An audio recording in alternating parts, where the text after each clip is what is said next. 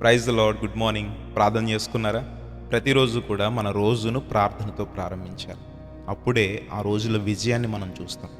ఏంటి ప్రతిరోజు ఇదే చెప్తున్నాను అనుకుంటున్నారా?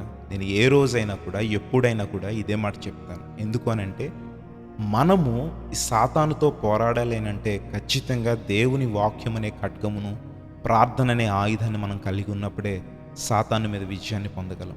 మరి ఈ లోకంలో నీ పోరాటం దేని మీద ఉంది? సాతాను మీదే కదా. మరి సాతాన్ని పోరాడాలేనంటే నీ చేతిలో ఆయుధం ఉండాలి కదా. కాబట్టి ప్రార్థన ఆయుధాన్ని ఎప్పుడు కూడా నీ వదలకు. ప్రార్థన జీవితాన్ని కలిగి ఉండు. నీ జీవితంలో విజయాన్ని దేవుడు నీకు అందిస్తాడు. నాతో పాటు ఈ ప్రార్థనలు ఏకీభవిస్తారా? అత్యున్నత సింహాసనముపై ఆసీనుడైన మా ప్రభువా, నీ ఘనమైన నామమునకు స్తోత్రాలు.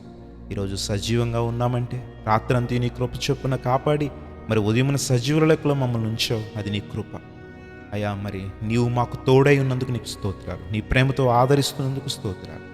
ఎంతమంది బిడ్డలైతే విశ్వాసంతో ఈ ప్రార్థనలో ఏకీభవించారు, ప్రతి ఒక్కరిని పేరు పేరుని దీవించి నీ కృప చేత ఆశీర్వదించండి. ఈ రోజంతటిలో సాతాను మీద విజయాన్ని, శోధనల మీద విజయాన్ని, ప్రభువా పాపముల మీద విజయాన్ని మాకు అందించమని అడుగుతున్నాం. ఎంతమంది బిడ్డలైతే ఈరోజు ఎగ్జామ్స్ రాస్తున్నారు, ఉద్యోగ ప్రయత్నాలు చేస్తున్నారు, ఇంటర్వ్యూస్కి వెళ్తున్నారు, ప్రభువా స్కూల్స్కి, కాలేజెస్కి వెళ్తున్నారు, ప్రతి ఒక్కరిని దీవించి అయా నీ బిడ్డలను నీ సాక్షులుగా నిలవబెట్టండి. ఉన్నతమైన స్థితిలో ఉంచండి. నీ యొక్క బహుమానమును వారికి అందించండి. గర్భఫలము కోసం ఎదురు చూస్తున్న వారికి ఇప్పుడే యేసు నామములో గర్భము కలుగ చేయమని అడుగుతున్నాం. నీ బహుమానమును అందించమని అడుగుతున్నాం ప్రభువా.